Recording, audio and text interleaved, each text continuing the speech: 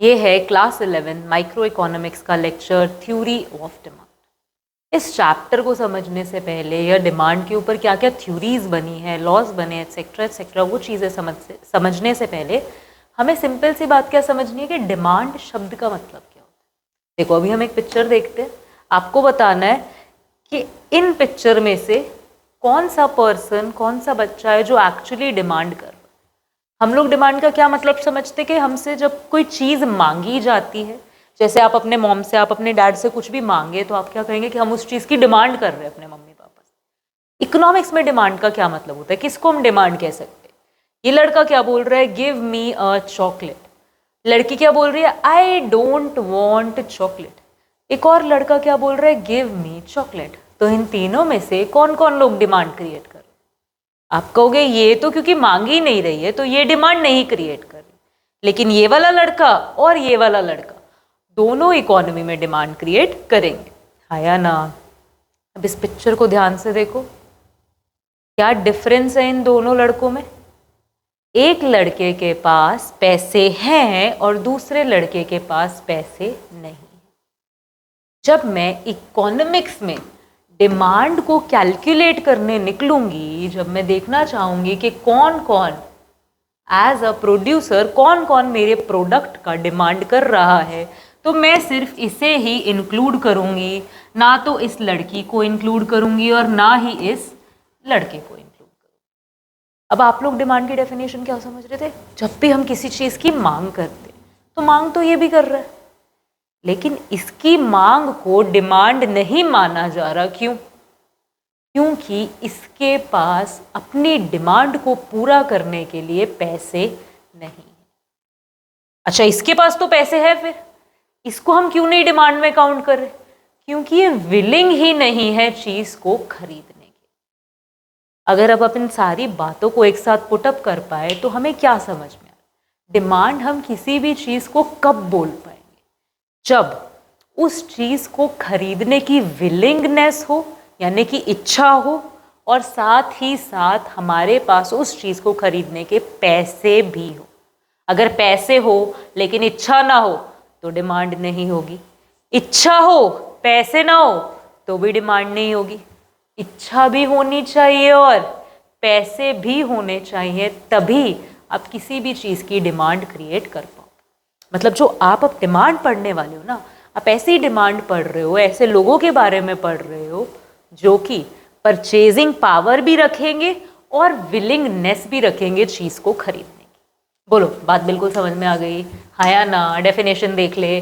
Concept of demand क्या बोल रहा है, demand for a commodity is the desire to buy a commodity backed with sufficient purchasing power and willingness to spend।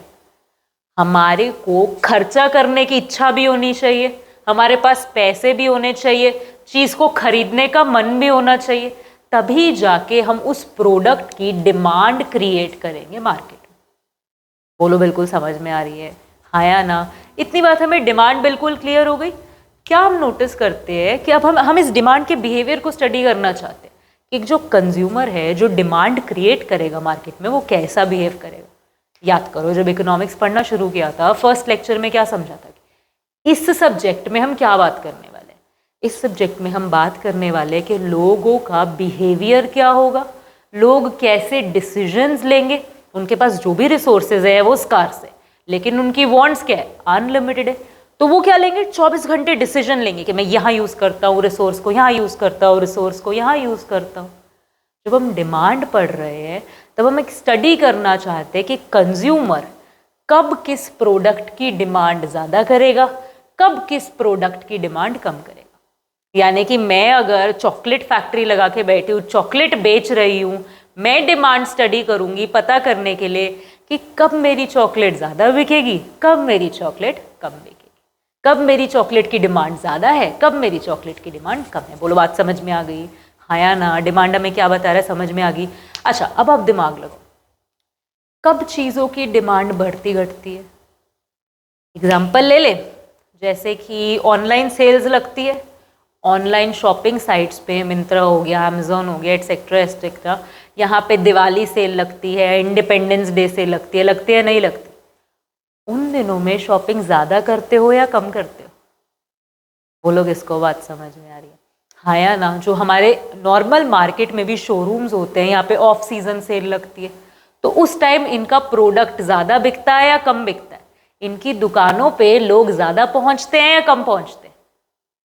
ज़्यादा पहुँचते हैं। यहाँ से हम क्या नोटिस कर पा रहे कि जब भी प्राइस कम होगा चीज़ों का, डिमांड क्या हो जाएगी? ज़्यादा हो जाएगी। बोलो किसको बात समझ में आ रही है? यानी कि पता लग गया डिमांड किस चीज़ पे डिपेंड कर गई? यहाँ पे प्राइस पे। अगर मेरी चॉकलेट फैक्ट्री है, मैं डिमांड स्टडी कर रही हूँ, तो मेरे को पता होना चाहिए अगर जो मेरी चॉकलेट का इस टाइम प्राइस है, मैं उससे चॉकलेट को महंगा कर दूँ, 10 रुपए में बेच रही थी अभी तक, 20 रुपए की कर दूँ सेम चॉकलेट, तो जो लोग मेरी डिमांड कर रहे थे, जो 10 रुपए वाला कस्टमर बेस था, 20 रुपए में अब कम लोग खरीदेंगे, क्योंकि बहुत लोग ऐसे होंगे जिनको डेली के 10 रुपए ही मिलते थे, अब वो मेरी चॉकलेट नहीं खरीद पाएंगे। वो लोग इसको बात समझ में। लेकिन अगर यही चॉकलेट 10 रुपए वाली मैं 5 रुपए की बेचने लग जाऊं, तो मेरा कस्टमर बेस क्या हो जाएगा? इंक्रीज। यानी कि डिमांड क्या कर जाएगी मेरे प्रोडक्ट की?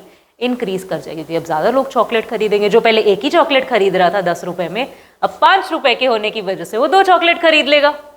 बोलो किसको बात समझ में आ रही है? हाँ या ना? इसी बेसिस पे बेसिकली हम क्या करते हैं, डिमांड को पिक्चराइज करने की कोशिश करते हैं। नेक्स्ट हम क्या टॉपिक की बात कर रहे हैं? डिमांड जब हमें समझ आ गई तो अब हम फर्क कर पाएंगे डिमांड में और क्वांटिटी डिमांडेड में। अब लग रहा है यार ये तो सेम सी बात ही नहीं होगी, डिमांड बोल रहे हो और क्वांटिटी डिमांडेड बोल रहे हो, फर्क क्या हुआ बेसिकली इन दो बातों में? देखो हम अपने चॉकलेट वाले एग्जाम्पल पे ही रहे, हाँ या ना? चॉकलेट का प्राइस पहले कितने रुपए था? 10 रुपए था। कितनी चॉकलेट्स बिक रही थी? एक रफ नंबर ले लेते, समझ लो 100 चॉकलेट्स बिक रही थी, हाँ या ना? चॉकलेट का प्राइस मैंने महंगा कर दिया, कितना कर दिया? 15 रुपए कर दे। चॉकलेट का प्राइस मैंने क्या कर दिया? 15 रुपए कर दिया। जो मेरा कंज्यूमर बेस था, जो डिमांड थी, वो बढ़ेगी या घटेगी? क्या हो जाएगी? घट जाएगी। आप ही बोल रहे हो ये बात तो, हाँ या ना? कि अब कम लोग खरीदेंगे। बोलो किसको बात समझ में आ रही है? हाँ या ना? अच्छा, अगर हम क्या चले, ऊपर चले, प्राइजेस मैंने कम कर दिए। पहले मैं अपना प्राइस कितने में बेच रही थी? 10 में, अब कितने में बेच रही हूँ? 5 में। प्राइजेस कम कर दिए, तो जो मेरा डिमांड है वो क्या करेगा? इंक्रीज करेगा, डिक्रीज करेगा? आप कहोगे कि इंक्रीज कर जाएगा। समझ लो हम मान लेते हैं यहाँ पे 150, ये मेरा क्या है? डिमांड है, और ये मेरा क्या है? प्राइस है। अब क्वांटिटी डिमांडेड क्या चीज है? डिमांड और क्वांटिटी डिमांडेड दो अलग अलग चीजें बुक बोल रही है। इसका मतलब समझने की कोशिश करते हैं इस एग्जाम्पल से। ये हमारे पास क्या है? अलग अलग प्राइजेस है, एंड इसके कोरिस्पॉन्डिंग ये क्या है हमारे पास? डिमांड है। इसको बात समझ में आ रही? जब मैं सारे प्राइजेस की बात करती हूँ, सारी डिमांड, सारी अलग अलग डिमांड के साथ इन टोटालिटी जब मैं बात करती हूँ, तब मैं बात कर रही होती हूँ डिमांड की। लेकिन अगर मैं इस तरीके से बात करूँ, एक पर्टिकुलर प्राइस पे कितनी क्वांटिटी डिमांडेड है, अगर मैं इस टेबल की बात ना करके मैं बात करूं कि देखो 5 रुपए में 150 की डिमांड है, 5 प्राइस में 150 की डिमांड है, तो ये जो 150 है ना, इसको हम बोलते हैं क्वांटिटी डिमांडेड। नहीं समझ में आया? क्या कंफ्यूजन? देखो समझने की कोशिश करो। जब हम किसी एक पर्टिकुलर प्राइस पे एक पर्टिकुलर क्वांटिटी की बात करते हैं, तब हम बात कर रहे होते हैं क्वांटिटी डिमांडेड। हमारा सेंटेंस भी कैसे बनेगा? 5 रुपए में 150 क्वांटिटी डिमांड की जा रही है।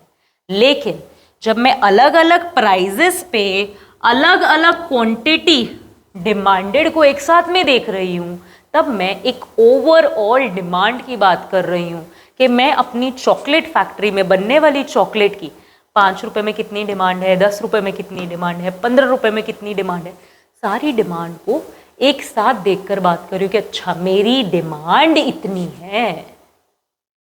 बोलो किसको कुछ कुछ बात समझ में? क्वांटिटी डिमांडेड का डेफिनेशन भी कैसा दिखेगा? क्वांटिटी डिमांडेड बोलेगा कि देखो मैं एक पर्टिकुलर प्राइस के अगेंस्ट डिमांड करी जाने वाली क्वांटिटी हूं। डिमांड क्या बोलेगा कि जितना भी प्राइस लेवल गिवन है उसके अगेंस्ट जितनी भी क्वांटिटीज गिवन है, मैं सबकी बात कर रहा हूँ। बोलो किसको बात समझ में आ गई? हाँ या ना? बोलो किसको बात समझ में आ गई? ये सब क्या है? Quantity demanded. देखो जो हमारे पास ये लिखा हुआ है ना 150, 100, 50, ये सब क्या है? Quantity demanded. लेकिन अगर हम इस टोटल चीज की बात करें तो ये हमारे पास क्या है? डिमांड। बोलो बात समझ में आई? हाँ या ना? डिमांड एंड क्वांटिटी डिमांडेड दो अलग अलग चीजें कैसे हैं? बिल्कुल समझ में आ गई ये बात? बोलो इसी चीज के से हम क्या समझ सकते हैं कि हमारा प्राइस का, ये डिमांड का स्केड्यूल कैसा दिखेगा। क्या हेडिंग बना दिया? Demand schedule. एक तरफ क्या ले लिया? प्राइस ले लिया, एक तरफ क्या ले लिया? क्वांटिटी। अभी जितनी भी बात अपन समझ के आए हैं ना, उसी बात को बेसिकली एक टेबल में रिप्रेजेंट कर दिया। कहना क्या चाहते हैं हमसे कि जो भी अलग अलग लेवल्स ऑफ प्राइजेस है, 1 है प्राइस, 2 है, 3 है, 4 है, जो भी अलग अलग लेवल ऑफ प्राइजेस है उस पर कुछ ना कुछ अलग क्या होगी? क्वांटिटी आप डिमांड करोगे। जब प्राइस कम है क्वांटिटी ज्यादा है, जब प्राइस बढ़ा क्वांटिटी गिरी, और बढ़ा और गिरी, और बढ़ा और गिरी। इससे हमें क्या पता लग रहा है? प्राइस और क्वांटिटी के बीच में ऑपोजिट रिलेशन है, इनवर्स रिलेशन है। यानी कि अगर प्राइस ऊपर भागेगा, नॉर्थ की तरफ भागेगा, तो डिमांड क्या कर जाएगी? इन चीज़ों का रट्टा मारने की क्या ज़रूरत है? देखो दिमाग लगाओ। अगर जो सब्जी वाला आपकी गली में डेली आता है, उस सब्जी वाले के टमाटर महंगे हो गए, बाकी सब्जियां ठीक है पर टमाटर महंगे हो गए, तो पहले आप क्या करते थे? डेली 1 किलो टमाटर खरीदते थे, डेली 1 kg टमाटर खरीदते थे ₹40 के। लेकिन आपको पता चला कि आजकल मार्केट में टमाटर बड़ा महंगा मिल रहा है। आजकल टमाटर हो गया 200 रुपए किलो, 200 रुपए kg हो गया टमाटर। अब आप इसका डिमांड कम करोगे कि नहीं करोगे? आप क्या बोलोगे? यार 1 kg नहीं, एक काम करते हैं 400 ग्राम्स ही खरीद लेते हैं। बोलो किसको बात समझ में आई? प्राइस जब भी बढ़ेगा तो क्वांटिटी क्या करेगी? डिक्रीज करेगी। एक चीज बढ़ी तो दूसरी घटेगी, एक चीज अगर घटी है इसका मतलब दूसरी चीज बढ़ी होगी। बोलो किसको? अगर प्राइजेस कम होते हैं, सेल्स पे, डिस्काउंट पे प्राइजेस कम होते हैं, हम फटाफट अपनी डिमांड क्या कर देते हैं? इंक्रीज कर देते हैं। यहां से हमें क्या पता चला? प्राइस और जो हमारी क्वांटिटी डिमांडेड है इसके बीच में एक इनवर्स रिलेशन है। जैसे जैसे प्राइस बढ़ रहा है वैसे वैसे क्वांटिटी डिमांडेड घट रही है, एंड वाइस वर्सा। उल्टा भी ये सेम ही होगा। बोलो किसको बात समझ में आ रही है? हाँ या ना? इतनी बात हमें क्लियर हो गई? अच्छा, यहाँ पे हम क्या नोटिस कर रहे हैं कि ये प्राइस दिया हुआ है एंड ये क्वांटिटी दी हुई है। फॉर एग्जाम्पल कि ये प्राइजेस दिए गए एक टॉफी के, पहले 1 था, 2 हो गया, 3 हो गया, 4 हो गया, एक टॉफी के, एंड इसके अगेंस्ट मैं कितनी क्वांटिटी डिमांड कर रही हूँ वो दी हुई है। जब 1 थी तो मैं 4 टॉफीज ले रही थी, जब 2 हो गई तो मैं 3 ले रही थी, जब 3 प्राइस हो गया तो मैं 2 ले रही थी, जब 4 प्राइस हो गया तो मैं सिर्फ एक ही टॉफी खरीद रही थी। ऐसे डिमांड स्केड्यूल को जो एक प्राइस के अगेंस्ट एक पर्सन की डिमांड करी जाने वाली क्वांटिटी दिखा रहा है, हम नाम देते हैं इंडिविजुअल डिमांड स्केड्यूल। क्या नाम देते हैं हम? क्योंकि देखो यहाँ पे सिर्फ एक ही क्वांटिटी है, राइट? एक ही क्वांटिटी नहीं है, एक ही पर्सन की क्वांटिटी दी हुई है। सिर्फ मैं जो क्वांटिटी डिमांड कर रही हूँ वो दी गई है, इसीलिए इसको बोलते हैं इंडिविजुअल डिमांड स्केड्यूल। बोलो बात समझ में आ गई? यही अगर 2 जन, 3 जन, 4 जन, 5 जन, 6 जन, 15 जन, 10 जन, 100 जन ऐसा हो, ये तो सिर्फ मेरी डिमांड की बात हो रही है। अगर हम 100 जनों की डिमांड की बात करें तो वो क्या बन जाएगा? मार्केट डिमांड स्केड्यूल बन जाएगा। हम क्या करेंगे? एक पर्सन ने कितनी क्वांटिटी मांगी, दूसरे ने कितनी क्वांटिटी मांगी, तीसरे ने, चौथे ने, 5वें ने, छठे ने, 7वें ने, 10वें ने, सबकी क्वांटिटीज को फिर क्या कर देंगे? टोटल कर देंगे। तो हमें पता लग जाएगा कि एक प्राइस के अगेंस्ट कितनी टोटल क्वांटिटी डिमांडेड है। बोलो बात समझ में आ गई? हाँ या ना? क्लियर हो रहा है? अब यहाँ पे आप कह सकते हो कि अब मार्केट डिमांड क्यों पढ़ रहे हैं? हम तो माइक्रो पढ़ रहे हैं ना, हमने तो समझा है कि माइक्रो में तो इंडिविजुअल की स्टडी हो सकती है, लेकिन इंडिविजुअल फैक्ट्री की स्टडी भी तो हो सकती है। इंडिविजुअल फैक्ट्री भी तो चेक कर सकता है कि मेरे प्रोडक्ट की कितनी डिमांड है। तो उस फैक्ट्री का एक कस्टमर तो नहीं होगा ना, उस फैक्ट्री के मल्टीपल कस्टमर्स हो सकते हैं ना। लेकिन ये भी मैक्रो नहीं है, क्योंकि आप पूरे देश या पूरी इकोनॉमी की डिमांड नहीं चेक कर रहे, आप सिर्फ उस फैक्ट्री की डिमांड चेक कर रहे हो जिसमें 100 लोग आते हैं, 200 लोग आते हैं, 400 लोग आते हैं, 800 लोग आते हैं, 1000 लोग आते हैं। उस केस में हम मार्केट डिमांड कैलकुलेट कर रहे हो। बिहेवियर सेम ही होगा। देखो, बिहेवियर में कोई फर्क नहीं आएगा। जो बिहेवियर आपका मेरा रहेगा, एंड ऑफ द डे हमारे आपके जैसे लोग मिलकर ही तो मार्केट बनाने वाले, तो मार्केट बिहेवियर भी वही रहेगा। जैसे जैसे प्राइस बढ़ रहा है वैसे वैसे टोटल क्वांटिटी डिमांडेड क्या हो रही है, कमी होगी, उसमें कोई डाउट नहीं है। बिहेवियर बिल्कुल सेम होगा। जस्ट ये एक वे ऑफ प्रेजेंटेशन है, समझने का तरीका है कि जब हम इंडिविजुअल डिमांड कर्व पढ़ रहे हैं तब हम एक व्यक्ति की डिमांड को स्टडी कर रहे हैं, लेकिन जब हम किसी पर्टिकुलर मार्केट की डिमांड पढ़ना चाहते हैं तो हम सबकी डिमांड्स को क्या कर लेंगे, एड अप करके टोटल क्वांटिटी डिमांडेड निकाल लेंगे एंड उसको प्राइस के साथ कंपेयर कर लेंगे। बोलो, बात समझ में आ गई? सिंपल सा चैप्टर है, कैसे काम करेगा बिल्कुल क्लियर हो रही है, हाँ या ना? फिर अब हम बात क्या करने वाले कि डिमांड का कर्व कैसे दिखेगा। हाँ, स्केड्यूल बना तो मतलब प्लॉट भी होता होगा, हाँ या ना? बोलो, किसको बात समझ में आ रही है?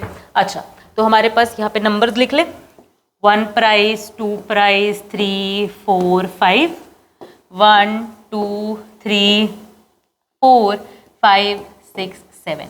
इस एक्सेस पे हमारे पास क्वांटिटी डिमांडेड है, इस एक्सेस पे प्राइस है। हमें पता है जितना प्राइस हाई होगा उतनी क्वांटिटी कम होगी, यानी 5 पे क्वांटिटी 1 डिमांडेड है। प्राइस गिरा, 4 हो गया, 4 पे क्वांटिटी 2 डिमांडेड है, गिरा 3 पे क्वांटिटी, 2 पे क्वांटिटी, 5 पे क्वांटिटी। बोलो, किसको बात समझ में आ रही है? तो डिमांड कब हम क्या नोटिस करते हैं, कुछ ऐसा बन जाता है। जब आप किसी भी डिमांड कर्व पे एक इंडिविजुअल पर्सन के क्वांटिटी डिमांडेड को प्लॉट कर रहे हो तब आप निकाल रहे हो इंडिविजुअल डिमांड कर्व। अगर वही जो 2 लोगों को ऐड अप करके मैं उनकी टोटल क्वांटिटी को, जो भी हमारी क्वांटिटी डिमांडेड एक पर्सन की आई है, क्वांटिटी डिमांडेड दूसरे पर्सन की आई है, उनको ऐड अप करके टोटल क्वांटिटी डिमांडेड को फाइंड कर लूँगी, हाँ या ना? फिर मैं इसको अगेंस्ट जो भी प्राइजेस गिवन है उनके अगेंस्ट इसको प्लॉट कर दूंगी, तो वो मेरा क्या कहलाएगा, मार्केट डिमांड कर्व। ये बुकिश बात है, ये आप समझ सकते हो, इसमें कुछ ज़्यादा कॉम्प्लेक्स चीज़ नहीं है। डिमांड कर्व का मुद्दा समझो। सबसे पहली बात हम यहाँ पे क्या देख सकते हैं कि हमारा जो डिमांड कर्व बना है वो डाउनवर्ड स्लोपिंग बना है, हाँ या ना? कोई भी कर्व जब डाउनवर्ड स्लोपिंग होता है उसका रीजन क्या होता है कि हमारा जो y एक्सिस है और x एक्सिस है, इस पे जो भी चीजें आ रही हैं वो आपस में ऑपोजिट रिलेशन वाली चीज है। एक नॉर्थ मूव करेगी, एक साउथ मूव करेगी। जब भी प्राइसेस ऊपर जाएंगे क्वांटिटी डिमांडेड नीचे गिरेगी, इसीलिए हमारा ग्राफ क्या बन रहा है, डाउनवर्ड स्लोपिंग बन रहा है। बोलो, किसको बात समझ में आ रही है, हाँ या ना? इतनी बात हमें बिल्कुल क्लियर हो रही है। बोलो, डिटर्मिनेंट्स क्या होते हैं? डिटर्मिनेंट्स होते हैं ऐसी कोई भी चीज़ जो आपको किसी रिजल्ट पे पहुंचने में हेल्प करती। कोई भी चीज़ जो किसी चीज़ को डिटरमाइन कर रहे हैं वो उसके क्या होंगे, डिटर्मिनेशन फैक्टर्स हों, हाँ या ना? तो हेडिंग पढ़ो, क्या बोल रहे हैं, demand function determination of demand या डिटर्मिनेंट्स ऑफ डिमांड, यानी कि हमें बताएगा कि कौन कौन सी चीज़ें हैं जो आपकी डिमांड को अफेक्ट करेंगी, कौन कौन सी चीज़ें हैं जो आपकी डिमांड पे असर डालेंगी। एज अ इंडिविजुअल कौन कौन सी चीज़ें, और अगर मार्केट डिमांड की बात करेंगे तो कौन कौन सी चीज़ें। बोलो, बात समझ में आ रही है? ये बुक इसको ऐसे लिख देती है, अपन को ये चीज़ें नहीं समझनी, अपन को सिंपल समझना है कि क्या क्या चीज़ है जो हमारी डिमांड को end of the day affect कर रही है। बोलो, बात समझ में आ रही है कि समझ क्या रहे हैं, टॉपिक क्या चालू हो गया? बोलो, हाँ या ना? चलो करें शुरू। सबसे पहले क्या अफेक्ट करेगा, ओन प्राइस ऑफ कमोडिटी। अच्छा, ऐसे काम करते हैं, मैं आपको मतलब समझा देती हूँ चीज़ों का, आप बताना कि डिमांड बढ़ेगी या घटेगी। बोलो, बात समझ में आ गई, हाँ या ना? तो own price of the commodity यानी किसी भी चीज का खुद का price. For example KitKat, KitKat क्या है, 10 रुपए की चॉकलेट है। बोलो बात समझ में आ गई। किटकैट वालों ने 10 रुपए की चॉकलेट महंगी करके 20 रुपए की कर दी, तो डिमांड पे क्या फर्क पड़ेगा? डिमांड घटेगी या बढ़ेगी? पहले 10 की थी, कुछ डिमांड थी, अब 20 की हो गई। डिमांड A प्लस B होगी या फिर A माइनस B होगी? हाँ, दिमाग लगाओ, दिमाग लगाओ। डिमांड कुछ ना कुछ बढ़ जाएगी या डिमांड कुछ ना कुछ घट जाएगी? डिमांड कुछ ना कुछ घट जाएगी, क्योंकि महंगा जब भी होगा चीज तो कुछ लोग उसको खरीदना बंद कर देंगे, हम लोग क्वांटिटी कम खरीदना चालू कर देंगे। बोलो बात समझ में आ रही है?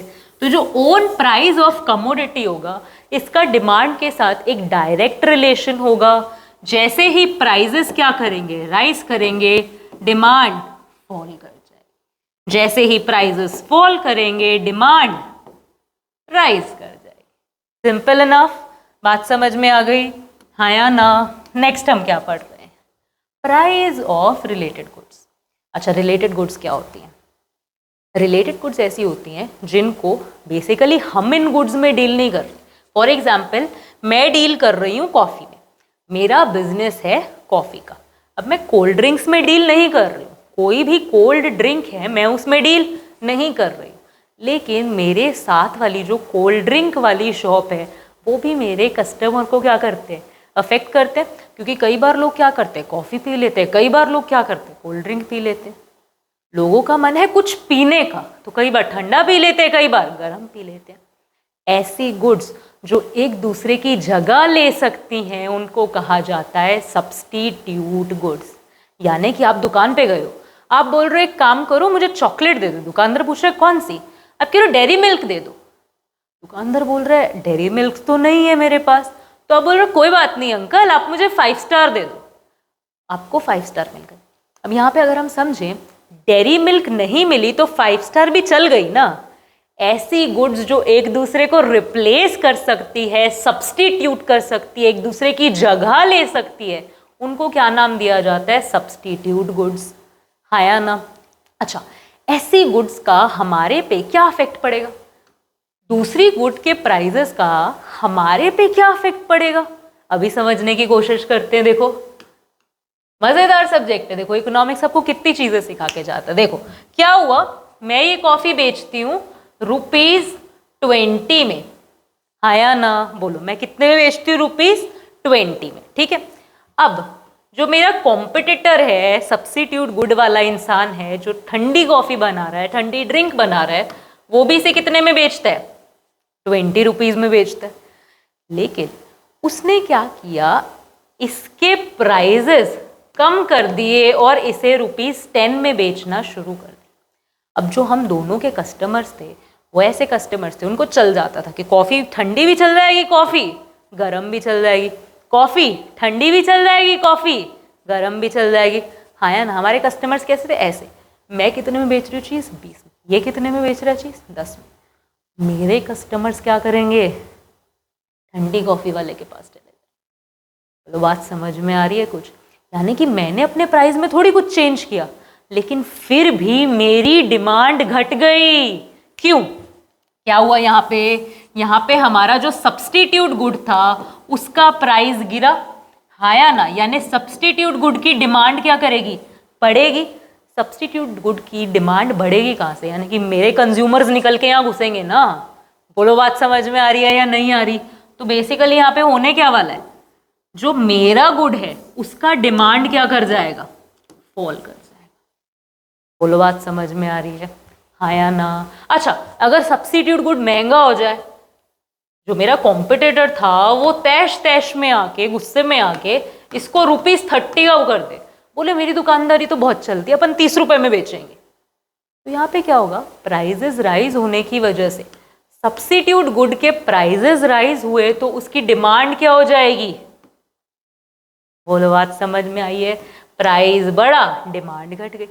इसके कंज्यूमर्स अब किसके पास जाएंगे? मेरे पास ही तो आएंगे, तो मेरी डिमांड क्या कर जाएगी? इंक्रीज कर जाएगी। बोलो, बात समझ में आई कि सब्स्टिट्यूट गुड कैसे काम करेगा? अच्छा, सब्स्टिट्यूट गुड्स तो समझ आ गए। ये कॉम्प्लीमेंट्री गुड्स क्या होता है? कॉम्प्लीमेंट्री गुड्स ऐसे गुड्स होते हैं जो एक दूसरे के साथ साथ जाते हैं। यानी कि अगर आपको गाड़ी चलानी है तो उसमें पेट्रोल तो डालना ही पड़ेगा ना, बोलो बात समझ में आ रही है? तो मैंने यहाँ पे एक एग्जांपल ले लिया कि मैं कॉफ़ी बेच रही हूँ, साथ में मैं क्या कर रही हूँ, ब्रेड भी बेच दे रही हूँ। क्या कर रही हूँ, साथ में ब्रेड या पेस्ट्रीज वगैरह इस टाइप की आइटम भी लोगों को प्रोवाइड कर रही हूँ।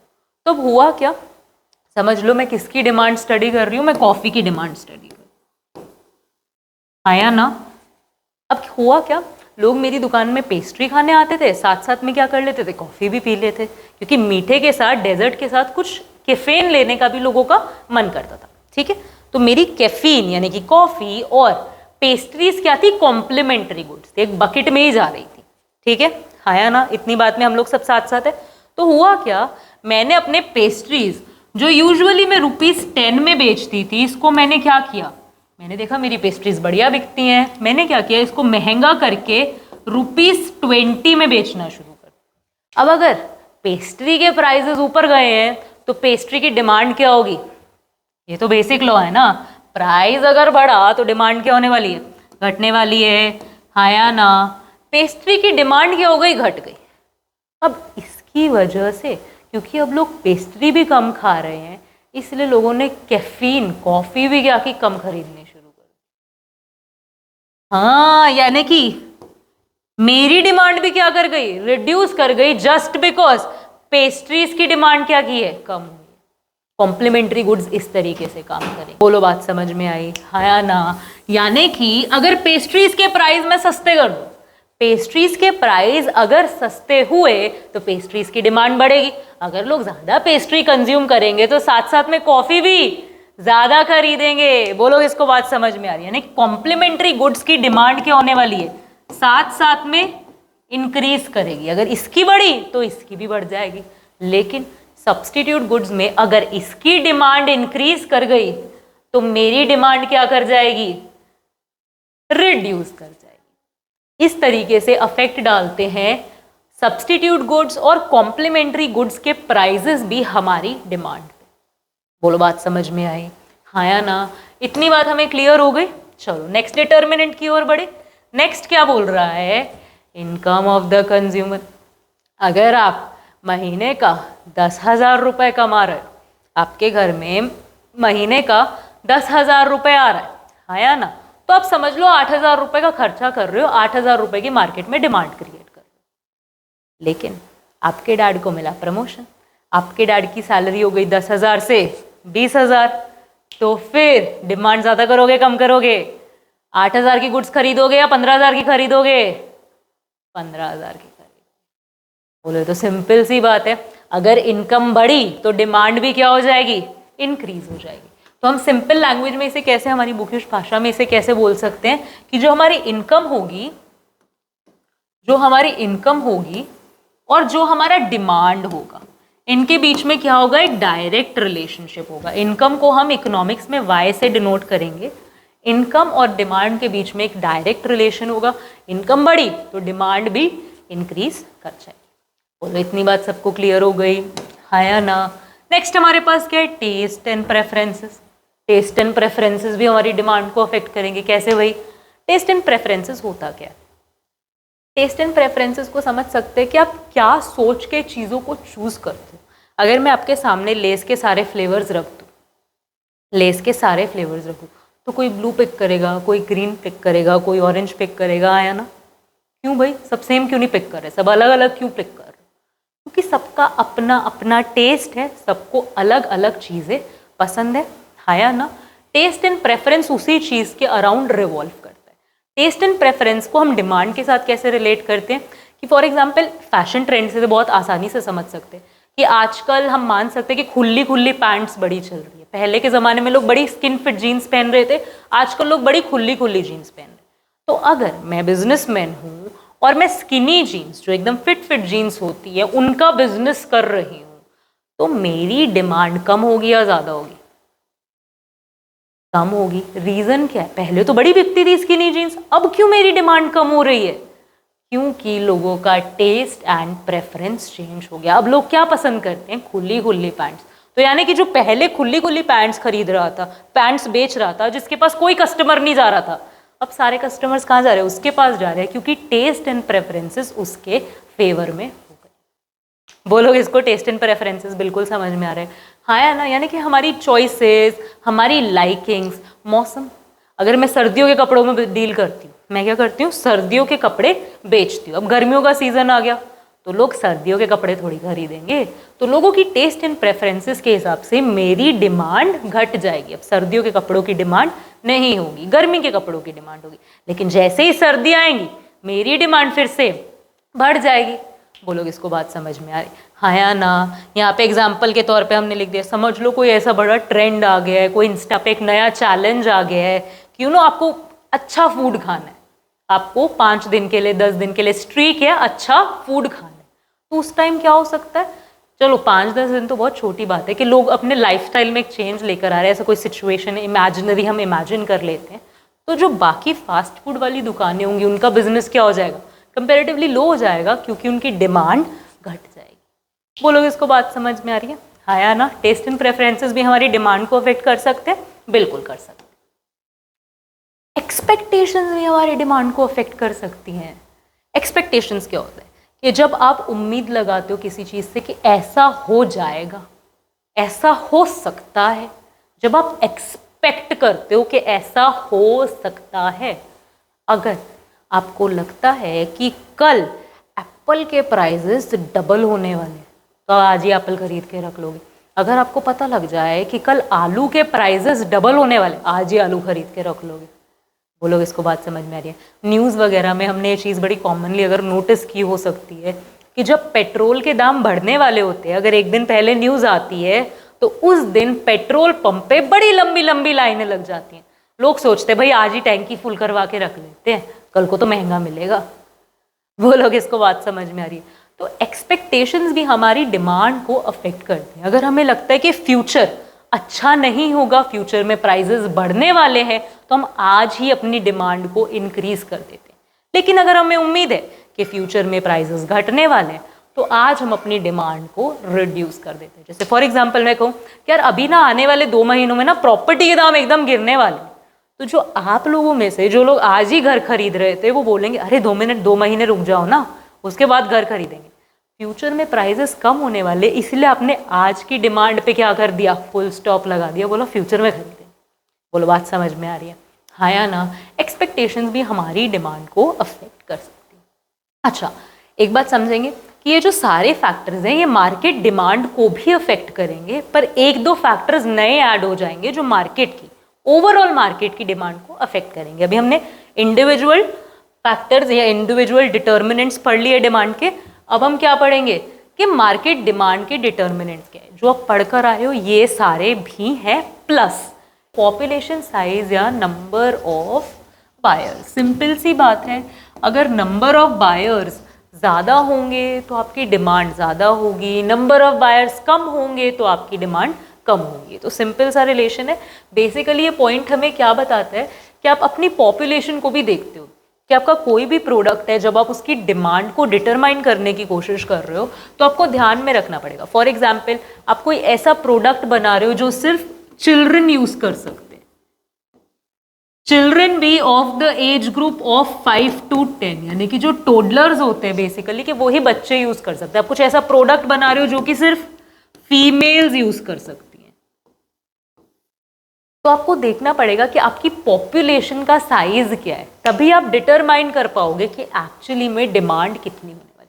अब फॉर एग्जाम्पल आपके देश में 1 करोड़ पॉपुलेशन, 1 करोड़ पॉपुलेशन है और आप कुछ ना कुछ ऐसा प्रोडक्ट बना रहे हो जो टोडलर्स के लिए बन रहा है, और आप वो 1 करोड़ लोगों के हिसाब से बनाओ तो that is not gonna work, क्योंकि 1 करोड़ में से टोडलर्स यानी कि children of 5 to 10 years of age वो कितने हैं, सिर्फ 10 लाख है। तो आपका मैक्स 10 लाख को भी फिर आपको ब्रेक डाउन करना पड़ेगा कि वो लोग आपकी पॉपुलेशन में आ रहे हैं नहीं आ रहे, खरीदने वाले हैं या नहीं खरीदने वाले हैं गिवन प्राइजेस पे। क्या बात हम समझ पा रहे हैं? बोलो बात समझ में आ रही है कि पॉपुलेशन का साइज क्या होगा वो भी आपको डिटरमाइन करना पड़ेगा डिमांड को डिटरमाइन करने के लिए। Large number of population large demand, ज्यादा डिमांड, कम नंबर ऑफ पॉपुलेशन कम डिमांड। बोलो बात समझ में आ गई? हाँ या ना? ओके, लास्टली हमारे पास क्या है, लास्ट पॉइंट मार्केट डिमांड का होगा कि इनकम डिस्ट्रीब्यूशन कैसा है, यानी कि जैसे आपको ये पिक्चर भी दिख रहा है यहाँ पर हम क्या देख रहे हैं कि इसके पास जितने पैसे हैं इसके पास उतने पैसे नहीं हैं। इकोनॉमी में इनकम डिस्ट्रीब्यूशन का पैटर्न क्या है वो भी डिमांड को अफेक्ट करेगा। कैसे? अगर इनकम सब में बराबर बराबर बटी होती तो सब लोग कंजम्पशन करते कुछ ना कुछ कुछ ना कुछ कुछ ना कुछ, हाँ या ना? अब क्योंकि कुछ लोगों के पास इनकम कम है, कुछ के पास इनकम बहुत ज़्यादा है, तो जब डिमांड होगी एक पर्सन कितनी डिमांड जनरेट कर सकता है। फॉर एग्जाम्पल अगर हम चॉकलेट की बात करें, हम किसकी बात कर रहे हैं? चॉकलेट की बात कर रहे हैं। तो जब इनकम सब में अगर बराबर डिस्ट्रीब्यूट होती, सब चॉकलेट खाते, लेकिन क्योंकि अब इनकम इक्वली डिस्ट्रीब्यूटेड नहीं है तो सिर्फ कुछ लोग ही चॉकलेट खरीदेंगे, बाकी लोग चॉकलेट नहीं खरीद पाएंगे। बोलोगे इसको बात समझ में आई कि जब इकोनॉमी के अंदर इनकम इक्विटेबली डिस्ट्रीब्यूटेड होगा लोगों में, तब डिमांड ज़्यादा होगी। किसी भी चीज़ की डिमांड क्या होगी? ज़्यादा होगी। लेकिन जब इनकम कॉन्सेंट्रेटेड होगा एक जगह में तो वही कुछ लोग डिमांड कर पाएंगे, बाकी लोग उतना ज़्यादा डिमांड क्रिएट नहीं कर पाएंगे, विच इज़ गोना फिर से अफेक्ट डिमांड, एंड डिमांड क्या हो जाएगी? कम हो जाएगी। किस केस में? अगर इनकम इक्वली डिस्ट्रीब्यूटेड नहीं, अगर इनकम अच्छे से डिस्ट्रीब्यूटेड है, फैली हुई है पूरे रीजन में, पूरी कंट्री में, तो हमारी डिमांड क्या होगी? बेटर होगी, ज़्यादा होगी। बोलो बात समझ में आई? डिटर्मिनेंट्स हमें समझ आए कि किस तरीके से अफेक्ट कर सकते हैं जब हम इंडिविजुअली चीज़ों को पढ़ रहे हैं, एंड जब हम मार्केट डिमांड को स्टडी कर रहे हैं तब भी कौन से दो और डिटर्मिनेंट्स ऐड हो जाते हैं जो डिमांड को अफेक्ट करना शुरू कर देते हैं। इतनी बात होपफुली हमें बिल्कुल समझ आ गई होगी। नेक्स्ट लेक्चर में हम लॉ ऑफ डिमांड को समझेंगे कि लॉ ऑफ डिमांड क्या कहता है, हमें क्या समझाने की कोशिश करता है। कोई भी लॉ ऐसा एक आइडिया होता है जो कि कहीं ना कहीं रिजिड होता है, कुछ ना कुछ एक्सपेरिमेंट से, ऑब्जर्वेशन से बना दिया जाता है कि ये चीज़ ऐसे ही फंक्शन करती है गिवन सर्कमस्टांसेस में। अगर कुछ आप इन्वायरमेंट डिफाइन कर दो तो ये इफेक्ट डालने पे, ये कॉज पे यही इफेक्ट देखने को मिलता है। जब हम ऐसा कोई रिलेशन एस्टैब्लिश करते हैं तब हम एक लॉ बनाते हैं। तो डिमांड के बारे में क्या लॉ बना है वो हम नेक्स्ट वीडियो में देखेंगे। होपफुली ये वीडियो हमें क्लियर हुआ होगा। कुछ भी डाउट्स है, कुछ भी क्वेरीज है, आप कमेंट सेक्शन में ड्रॉप कर सकते हो या डिस्क्रिप्शन में दिए गए चैनल्स पे हमसे कांटेक्ट कर सकते हो। मिलते हैं और वीडियोस के साथ जल्दी, तब तक के लिए have a good day, keep learning.